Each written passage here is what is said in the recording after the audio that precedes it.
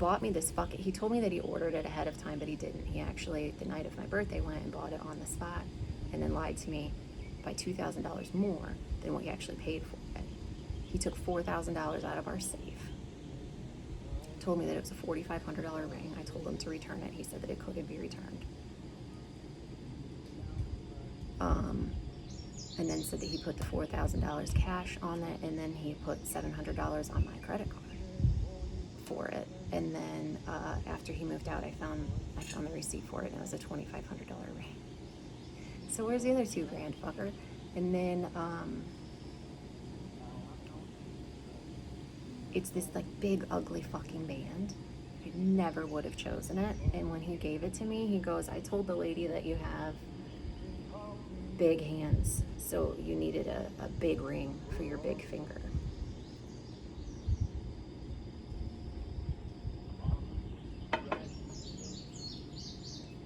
That wasn't offensive at all. It felt good. Women love to be told how large they are.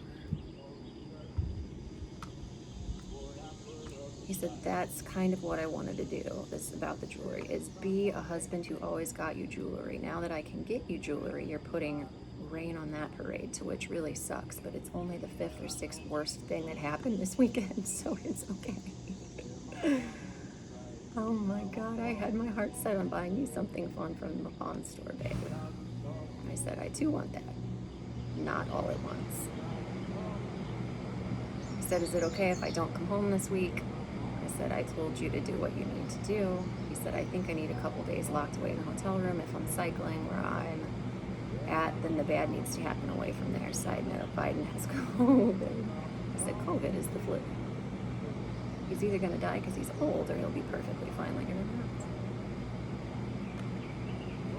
He said, I'll also let you know about the weekend, and I forgot it's my actual birthday, so being alone may be deadly. And I said, okay. People like me have layers and layers to add on everything else. Today is Jack's birthday. I said, yeah, I remember. I said, hey, up until yesterday, how upset at me are you? Please be honest about what I did at Sea Mountain. He said, it was 2 days ago all this started. I wasn't really upset. I would rather both of us not do anything, but you've been so vocal about how unfair it is that you never get to fool around with anyone that I was glad you finally did. What the hell is that? Meaning, you know, the other woman, I'm glad that you did that, because you bitch about not being able to do that in front of me all the time. You do it behind my back. He said Larry never called. I said, call him. So I guess maybe he hadn't talked to Larry. He said, hey, I'm sorry I blocked you. I was so damn emotional and all. I just thought blocking you would just block calls, not unfriend and all that shit on Facebook. I didn't even think it would block on Facebook too, honestly. Again, really just so embarrassed, so guilty, and so sorry. I said, yeah, that one got me. I'm tired of being hurt. He said, what? Why? Then he did talk to Larry. Larry said he's in an existential crisis. How did he fucking spell that? Then he said, so thanks for hanging up on me. It shows a lot of truth on why he said what he said. I'm not your enemy and would love to hear your voice.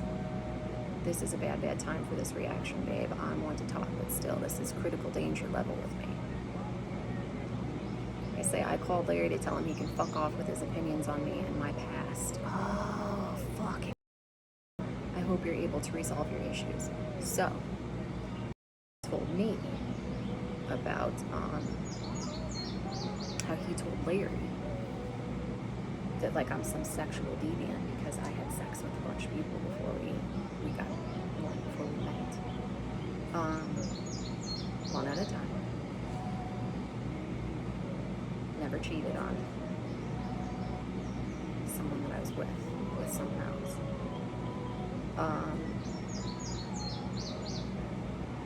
And like I'm a grown fucking woman. I kind of regret it, but God doesn't approve. You okay?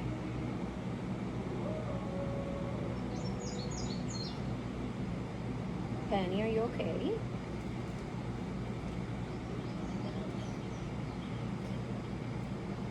Anyway, I always did this weird fucking thing where he would always say that I'm the one that would cheat and that I'm the one that wanted all this shit, and I wasn't. So, and then he kept telling people that like I got raped or something happened to me in my past.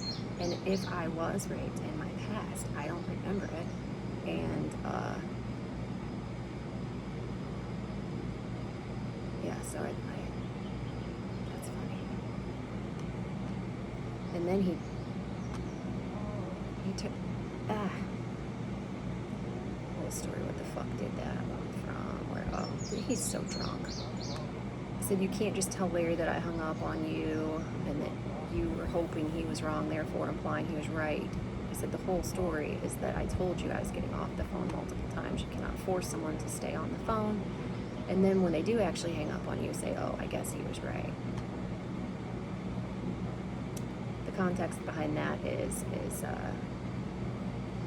I told Larry that I hung up on him, and I then got in and I sent both of them a text message and started a group chat and said, Larry, I told him I was getting off the phone multiple fucking times and he wouldn't allow me, so when I finally hang up, that doesn't mean I just hung up on him in the middle of the conversation. I told him, and then fucking hung up the phone.